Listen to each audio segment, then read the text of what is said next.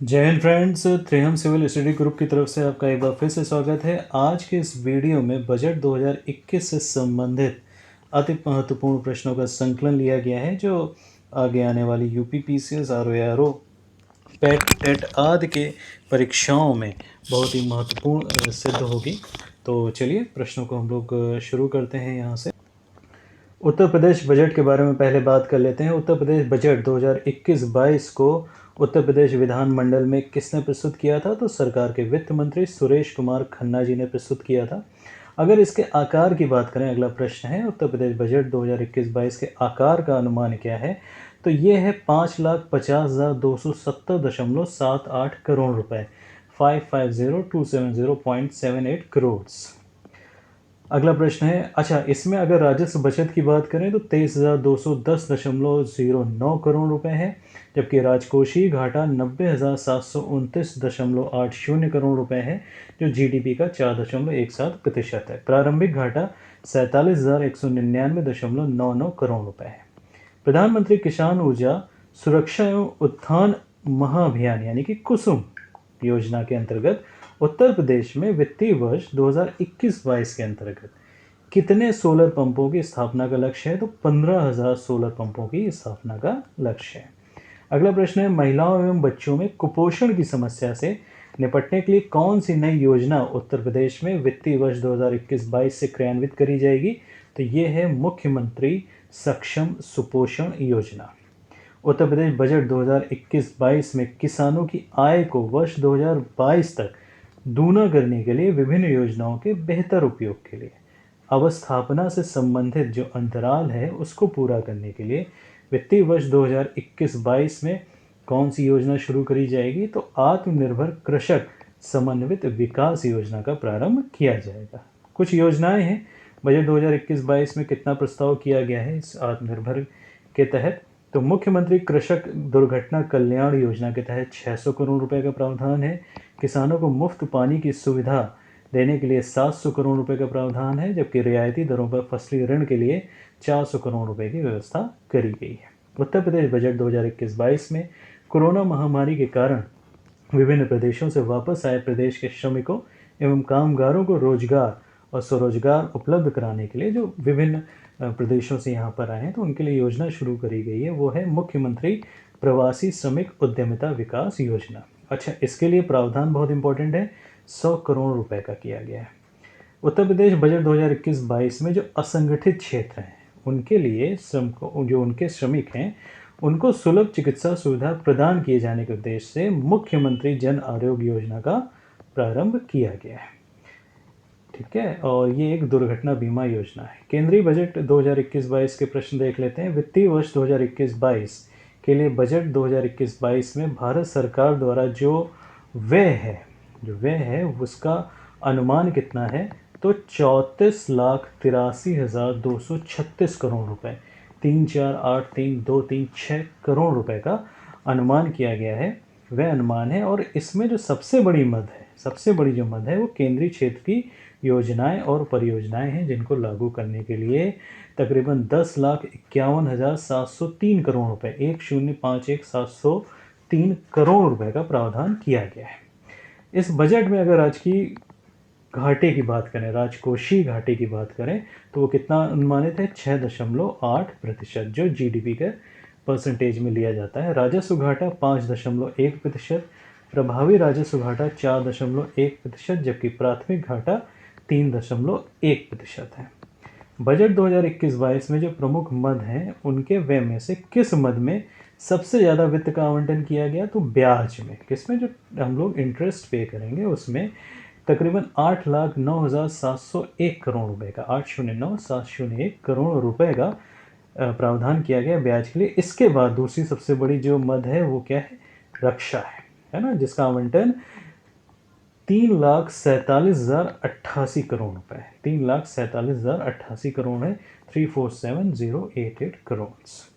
Budget 2021-22 के प्रस्तावों को कितने आधार स्तंभों में बांटा गया है? तो आंसर है 6 आधार स्तंभों में। कौन कौन से आधार स्तंभ हैं? स्वास्थ्य और कल्याण, वास्तविक और वित्तीय पूंजी और बुनियादी ढांचा, आकांक्षी भारत के लिए समावेशी विकास, मानव पूंजी में नव जीवन का संचार, नवोन्मेष और अनुसंधान और विकास, न्यूनतम सरकार और अधिकतम शासन।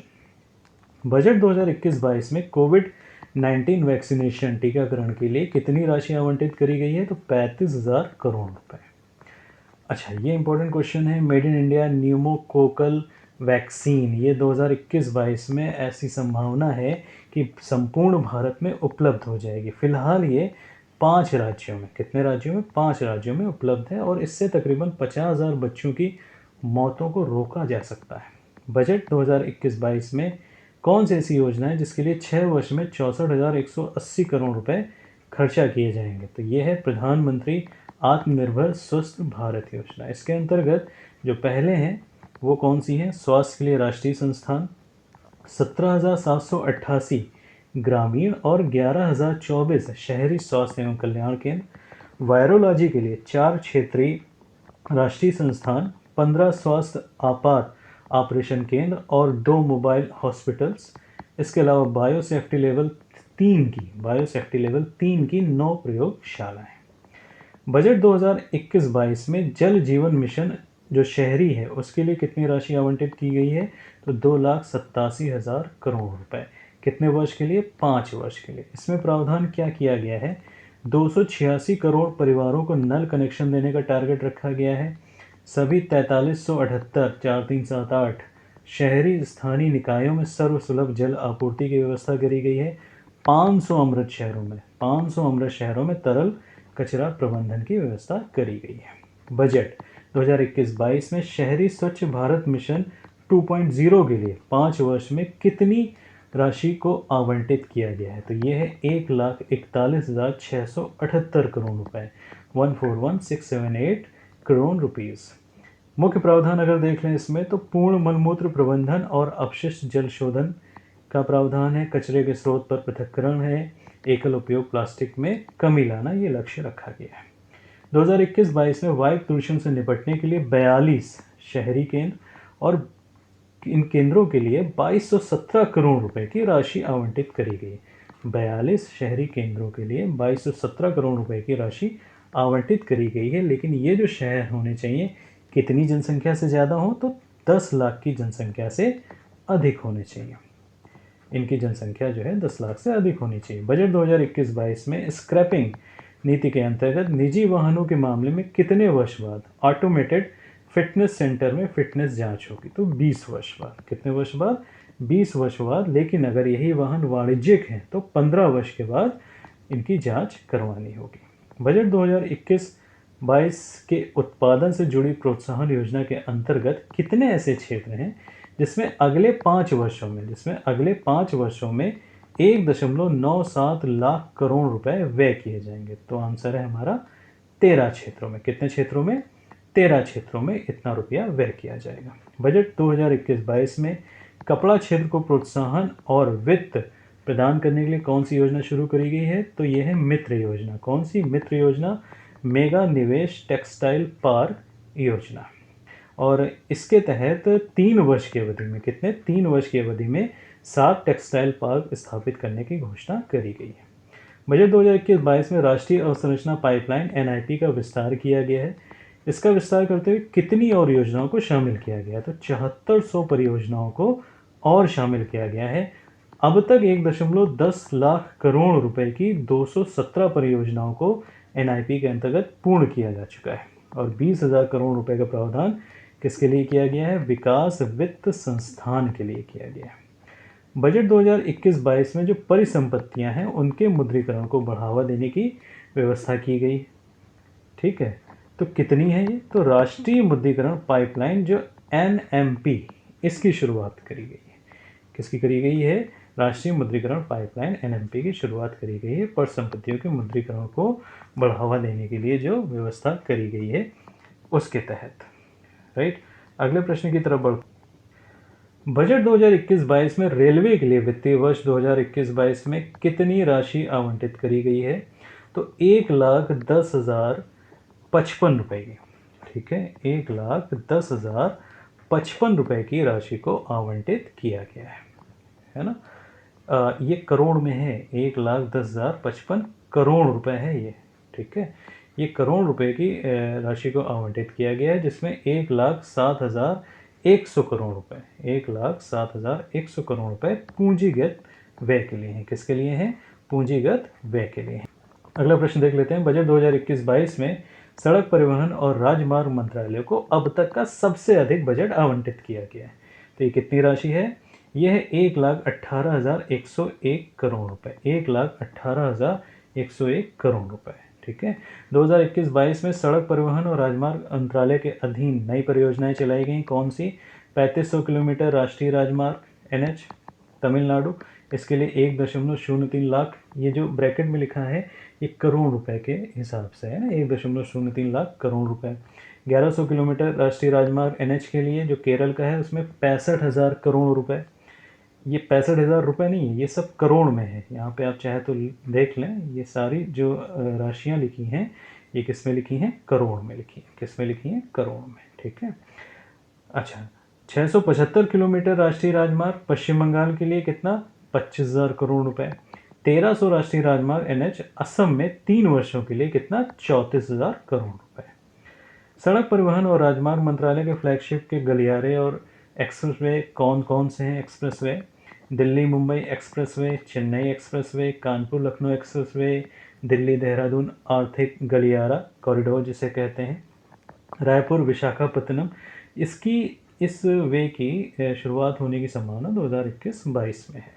चेन्नई सलेम गलियारा कॉरिडोर, अमृतसर, जामनगर, दिल्ली और कटरा। तो ये एक्सप्रेसवे और फ्लैगशिप गलियारे थे। बजट 2021-22 में 2030 तक, कब तक? 2030 तक भविष्य के लिए तैयार रेल व्यवस्था बनाने के लिए किस योजना की घोषणा करी गई है?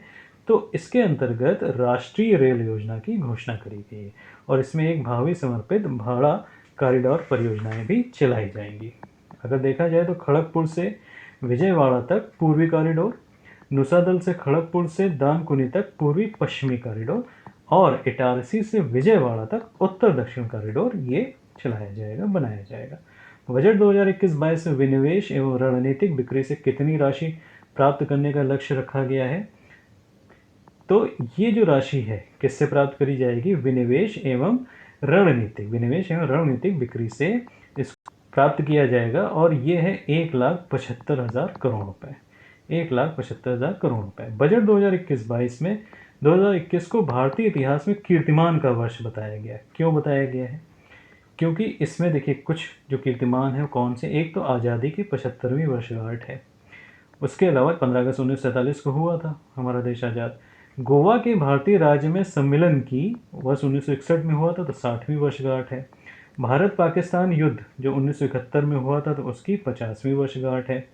आज़ादी के बाद हमारी 8वीं जनगणना का ये वर्ष है और भारत के ब्रिक्स की सदस्यता को प्राप्त करने का, जो ब्रिक्स की सदस्यता तो बहुत पहले प्राप्त हो गई थी, ब्रिक्स की अध्यक्षता को प्राप्त करने का है ना, तो भारत ब्रिक्स का अध्यक्ष बना है ना, तो ब्रिक्स की अध्यक्षता को प्राप्त करने का ये वर्ष है। इसके अतिरिक्त जो चंद्रयान-3 है उसको प्रक्षेपित करने का वर्ष है और हरिद्वार में ये महाकुंभ का भी वर्ष है। तो फ्रेंड्स, ये केंद्रीय बजट और उत्तर प्रदेश बजट से संबंधित कुछ इम्पोर्टेंट प्रश्न थे।